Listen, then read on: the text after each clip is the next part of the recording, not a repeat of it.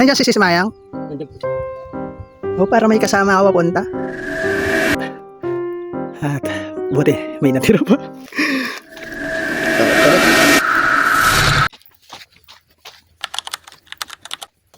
Sis Maya po, nandiyan.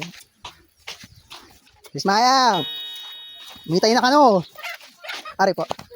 Ari. Ako po. Sis Maya. Mitay na! Karating ko lang eh. Kain muna tayo. Dito kami nito ah. Saan ito gagamitin? Dito sa inyo, sa bali nyo? Ito? Ito.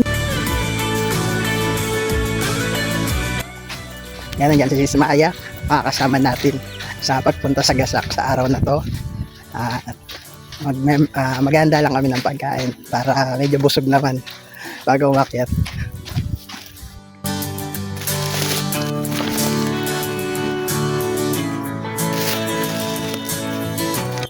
Nagdala ako ng maliit na speaker.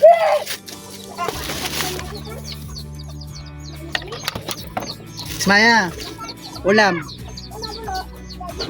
Saan mga?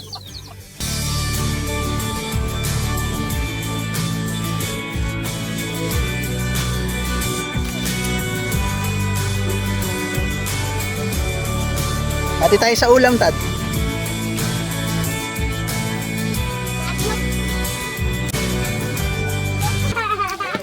Ulit. Pila. Kanya, ay, ano yan? Wow, kanyaman. Ta. Kanyaman. Ang sabihin? Salamat. Salamat po sa Diyos.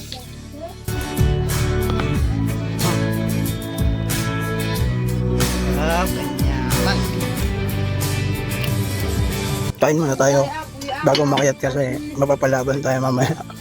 Yay! Tayo'y naglalakbay, minsan maalon, minsan ay banayad ang kulay. Hawak kang manibela, si Jesus ang pag-asa. Kahit saan dalhin, di ka mawawala. Tingin nga. Ano yan, mangga? Wow, penge.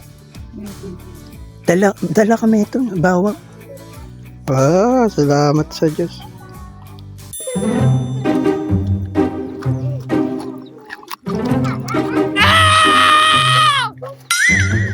Manggang may sibuyas. What? Tsaka manggang may sibuyas. Sarap.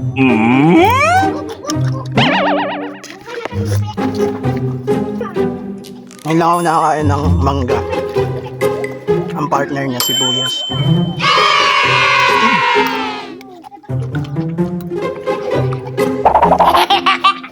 Kanyaman.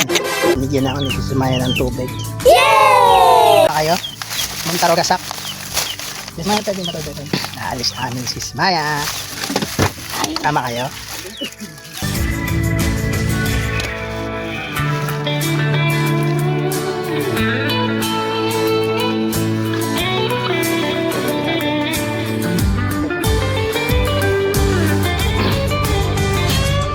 Mitay na. Kila ko. Dubayro. Kila ko ka. Apo luming. Kila ko. Aro. Ayay natin mga bata.